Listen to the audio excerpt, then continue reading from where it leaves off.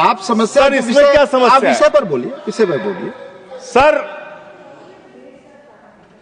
बाबा साहब डॉक्टर भीमराव अंबेडकर जी ने जो संविधान लिखा, उस संविधान की धारा 327 क्या कहती है? Power of parliament to make provision with respect to elections to legislatures subject to the provisions of this constitution. Parliament from time to time by law make provision with respect to all matters relating to or in connection with elections to either house of parliament or to the house of or either house of the legislature of a state, including the preparation of electoral rolls, the delimitation of constituencies and all other matters necessary of securing the due constitution of such house or houses. इसको हिंदी में भी पढ़ देगा जरूर। भारत के संविधान की धारा 327 कहती है, इस संविधान के प्रावधानों के अधीन रहते हुए संसद समय समय पर विधि द्वारा संसद के किसी भी सदन या किसी राज्य के विधानमंडल के सदन या किसी सदन के चुनाव से संबंधित सभी मामलों के संबंध में प्रावधान कर सकती है, जिसमें मतदाता सूची तैयार करना, निर्वाचन क्षेत्रों का परिसीमन करना और ऐसे सदन या सदनों के विधिवत गठन को सुनिश्चित करने के लिए आवश्यक अन्य सभी मामले शामिल हैं। यानी कि चुनाव के मतदाता सूची बनाने से लेकर, परिसीमन करने से लेकर चुनाव संपन्न कराने तक का जो अधिकार चुनाव आयोग को मिलता है, वो धारा 327 के तहत मिलता है, संविधान के तहत मिलता है। उसी के तहत चुनाव आयोग काम करेगा। चुनाव आयोग कोई राजनीतिक पार्टी नहीं है, उसको चुनाव नहीं लड़ना है। चुनाव लड़ना है राजनीतिक पार्टियों को। राजनीतिक पार्टियां बैठती हैं पार्लियामेंट में और संविधान के मुताबिक जो 327 के तहत पावर चुनाव आयोग को दी जाएगी, उसी के तहत चुनाव संपन्न होगा। अब आगे आ जाइए सर। अब लोक प्रतिनिधित्व कानून 1950 क्या कहता है, जिसमें मतदाता सूची का जिक्र है। इसमें साफ तौर पे लिखा हुआ है, इसकी धारा 20 उपधारा 3 में अंतर्विष्ट किसी बात के होते हुए भी निर्वाचन आयोग किसी भी निर्वाचन क्षेत्र या निर्वाचन क्षेत्र के भाग के लिए निर्वाचक नामावली में ऐसी रीति में जिसे वह ठीक समझे विशेष पुनरीक्षण के लिए निर्देश उन कारणों से जो अवलिखित किए जाएंगे किसी भी समय दे सकेगा। कारण अवलिखित किए जाएंगे, ये साफ तौर पे यहां लिखा हुआ है। एसआईआर आप क्यों करा रहे हैं, ये कारण आपको देश को बताना पड़ेगा, ये कारण आपको देश के सामने रखना पड़ेगा। ऐसे नहीं कि हम तुगलक हो गए हैं, हमारे दिमाग में सनक आ गई है, हम पूरे देश में एसआईआर कराएंगे। संसदीय शब्दों का ही इस्तेमाल नहीं, शब्दों का नहीं सर, प्लीज सर। इसमें क्या गलत मैं कह रहा हूं? क्या तुगलकी फरमान जारी करके एसआईआर कराया जा सकता है? पॉइंट ऑफ ऑर्डर क्या है? पॉइंट ऑफ ऑर्डर किस रूल के तहत? 238 सर। हाँ बोलिए। Clause 5, reflect upon the conduct of persons in high authority unless the discussion is based on a substantive motion. I have already intervened. Please take your seat. हाँ माननीय संजय जी बोलिए आप। Sir, मैं ये कह रहा हूं कि चुनाव आयोग को चुनाव नहीं लड़ना है सर, कानून बनाना है संसद को और उन नियमों का पालन करवाना है चुनाव आयोग को। तो आपको जब ये ताकत ही नहीं है एसआईआर की, एसआईआर कराने की ताकत ही नहीं है, आप किसी विशेष परिस्थिति में कारण लिखकर तब आप किसी क्षेत्र का, मात्र किसी क्षेत्र का आप एसआईआर करा सकते हैं। पूरे देश का एसआईआर आप नहीं करा सकते। दूसरी बात सर, आते हैं बिहार के ऊपर। उससे पहले मैं थोड़ा जिक्र दिल्ली के चुनावों का कर लूं। दिल्ली के अंदर मान्यवर, मैं एक चीज आपको स्पष्ट कर दूं माननीय संजय सर, जी। हाँ मैं समय दूंगा, मेरा टाइम। माननीय चेयरमैन ने यह बहस शुरू होने के समय ही 3 चीजें बहुत स्पष्ट की थी। उसमें एक ये भी बताया था कि honourable members, I would like to remind you that matters concerning a special intensive revision of electoral laws in various states are presently sub judice and under education of the Supreme Court of India. In this context, your attention is invited to Rule 238(1) of the Rules of Procedure and Conduct of Business in the Council of States, which states that a member while speaking shall not refer to any matter of fact on which a judicial decision is pending. Already judicial decision pending. Judicial decision पे तो मैं बात ही नहीं कर रहा हूं Anything by you breach sir. जो प्रक्रिया संपन्न हो गई मैं उसकी और आपका इशारा कर रहा हूं सर। डिसीजन की तरफ सर चुनाव सुधार मैं सुप्रीम कोर्ट के बारे में कोई बात ही नहीं कर रहा हूं सर। यू आर डिस्कसिंग ऐसा मैं तो सिर्फ प्रोसेस के बारे में बात कर रहा हूं। मैंने आपको बता दिया, प्लीज आप बोले। सर देश में जो दिल्ली का जो चुनाव हुआ सर, उस दिल्ली के चुनाव में हमने बार बार शिकायत की चुनाव आयोग से। चुनाव आयोग चुनाव के दौरान दी गई शिकायतों को गंभीरता से लेने और उसका निस्तारण करने के लिए बना है। दिल्ली के अंदर जो नई दिल्ली कॉन्स्टिट्यूएंसी है, अरविंद केजरीवाल जी की कॉन्स्टिट्यूएंसी, वहां पर सर चुनाव शुरू होने से पहले ही 42,000 वोट काट दिए गए। 42,000 वोट काट दिए गए। उसका कोई कारण पता नहीं क्यों काट दिए गए, वो 42,000 वोट काट दिए गए। मान्यवर इसी विधानसभा के क्षेत्र में लोकसभा के चुनाव में जिन मंत्रियों के घर में 3 वोट था, जिन सांसदों के घर में 5 वोट था, वहां किसी के घर में 33 वोट हो गया, किसी के घर में 26 वोट हो गया, किसी के घर में 22 वोट हो गया। और इसका सारा प्रमाण मान्यवर हम लोगों ने चुनाव आयोग को लिख कर दिया। तो आप तो कहते हैं मुसलमान देश की आबादी बढ़ा रहे हैं, आप तो 6-6 महीने में 18-18 साल के बच्चे बढ़ा ले रहे हैं, 33-33 वोट बढ़ा ले रहे हैं। ये कहां से आ रहे हैं? ये कहां से आ रही है? आबादी आपकी कैसे बढ़ रही है? दिल्ली में पूरी तरीके से आपने चुनाव का घपला किया, जिसका हम लोगों ने लिखित शिकायत दी थी। एक ही भारतीय जनता पार्टी के पदाधिकारी ने 11,000 वोट कटवाने के लिए शाहदरा में एप्लीकेशन दी थी। 24 बीजेपी के कार्यकर्ताओं ने 4800 वोट कटवाने की एप्लीकेशन जनकपुरी में। सर चुनाव की गड़बड़ी, सर हमने सर चुनाव की गड़बड़ी, क्या सर चुनाव की गड़बड़ी पे हम नहीं बोल सकते? सर फिर हमारा टाइम जा रहा है, सर फिर हमारा टाइम जा रहा है। Speak on the subject. आपका समय जा रहा है क्योंकि आप विषय से बाहर बोल रहे हैं। सर आप बताइए, चुनाव की गड़बड़ी पे मैं नहीं बोल सकता। सर मैं आपसे पूछना चाहता हूं, क्या चुनाव की गड़बड़ी पे मैं नहीं बोल सकता? आप चुनाव में हो रही गड़बड़ियों पे नहीं बोल सकता। इलेक्शन रिफॉर्म्स के पक्ष और विपक्ष में हम इलेक्शन रिफॉर्म्स कैसे होगा जब गड़बड़ियां नहीं बताएंगे सर? उन चीजों के बारे में जब गड़बड़ियां बताएंगे नहीं तो रिफॉर्म्स कैसे होगा? संसद में उठा चुके हैं जिन चीजों को। सर मैं आपसे हाथ जोड़कर पूछना चाहता हूं, एक सेकंड प्लीज। सर मैं आपसे विनम्रता पूर्वक पूछना चाहता हूं, चुनाव की गड़बड़ियों के बारे में अगर सदन को आपको नहीं बताऊंगा सर, तो उसका रिफॉर्म्स कैसे होगा? तो दिल्ली में अगर एक गड़बड़ी हुई है, जरूर आप बोले, ये आपका अधिकार है, पर स्पेसिफिक जो उदाहरण दे रहे हैं उसके बारे में पहले आप उठा चुके हो, अमान्य हो चुकी है चीजें। प्लीज नहीं सर, नहीं सर, नहीं सर, आप सर आपका समय जा रहा है, please come on the subject. Delhi के अंदर बड़े पैमाने पर वोट काटे गए और चुनाव में खुलेआम गड़बड़ियां की गई। अब बात करते हैं बिहार में। सर बिहार में आपने अचानक कहा पूरे राज्य का SIR होगा। SIR आपने कराया, करीब 65 लाख वोट काट दिए वहां पे। और मान्यवर मैं आपके सामने कुछ विधानसभाओं की सूची पढ़ना चाहूंगा। मोतिहारी में 54,000 वोट काट दिया, बीजेपी 13,000 वोट से जीती। गोपालगंज में 66,000 वोट काट दिया, बीजेपी 28,000 वोट से जीती। संजय जी बरौली में 46,000 वोट काट दिया, बीजेपी 12,000 वोट से जीती।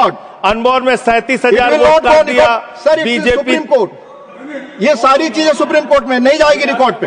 प्लीज सर ये गड़बड़ी पे बात हो रही है। प्लीज गड़बड़ी मेरा समय चला जा रहा है, सुप्रीम कोर्ट के पास है। सर मेरा टाइम जा रहा है। सर विषय पर बोलिए। सर विषय पर बोल रहा हूँ सर। नहीं विषय पर नहीं बोल रहे हैं। विषय ऐसे तो फिर बात नहीं हो पाएगी। नो ठीक है सर, ऐसे बात नहीं हो पाएगी। आप हमारा टाइम खराब कर रहे हैं। विषय पर बोलिए। नहीं मेरा सारा समय चला जा रहा है सर। आप विषय पर बोलिए।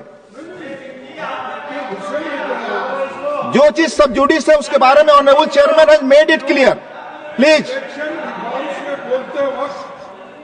इलेक्शन में ऐसे गड़बड़ियां होते हैं, उसको क्या करना चाहिए ये बता रहे हैं। ये सारे कंप्लेन माननीय एलओपी सुप्रीम कोर्ट के पास है। ये सब जुडिस मामला है, इस पर मैं अलाउ नहीं करूंगा। ऑलरेडी चेयरमैन ने कहा। माननीय संजय आपका समय जा रहा है। आप माननीय सर आप बोलने ही नहीं दे रहे हैं, फिर ऐसे बोलने नहीं दे रहे हैं।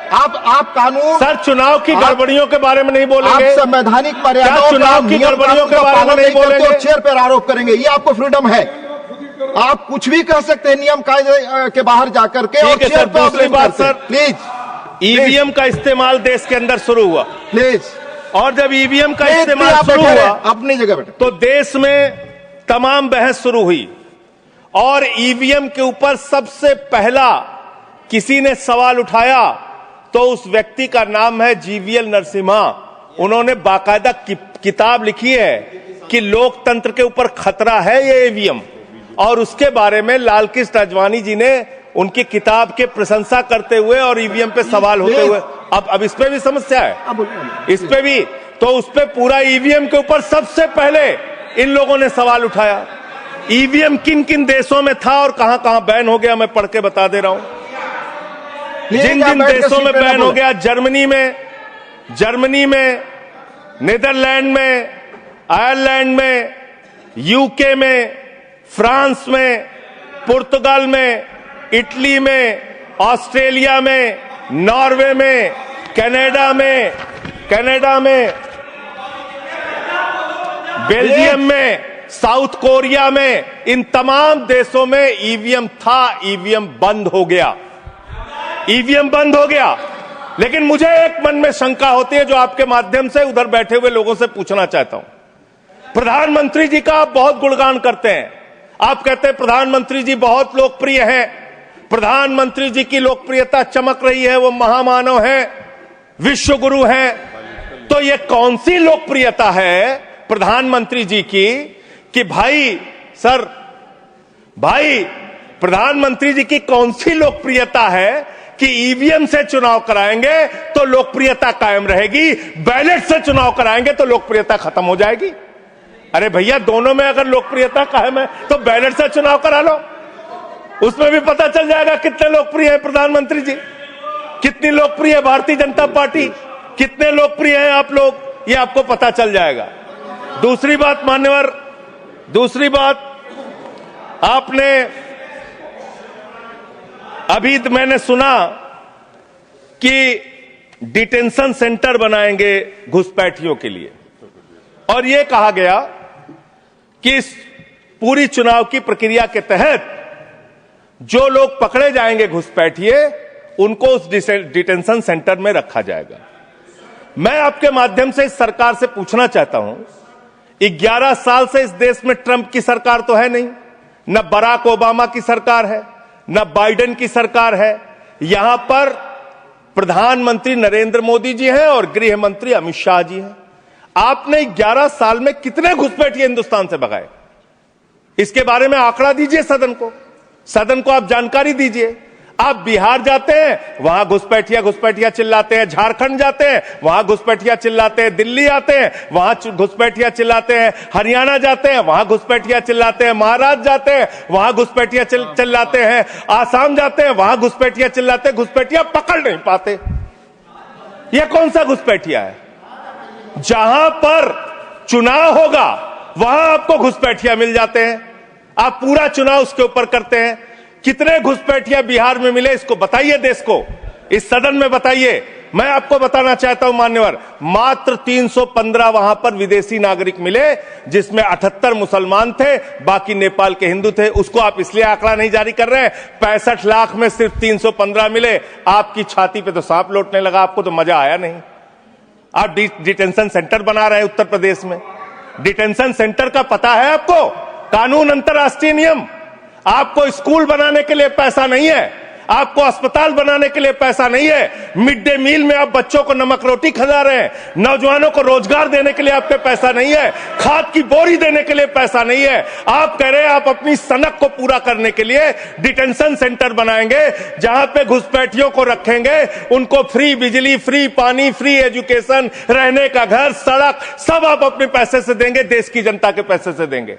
इसलिए मैं आपके माध्यम से सरकार को चेतावनी देना चाहता हूं, अगर कोई बांग्लादेशी मिले, कोई पाकिस्तानी मिले, कोई अफगानिस्तानी मिले, तो उसको उसके देश वापस भेज देना।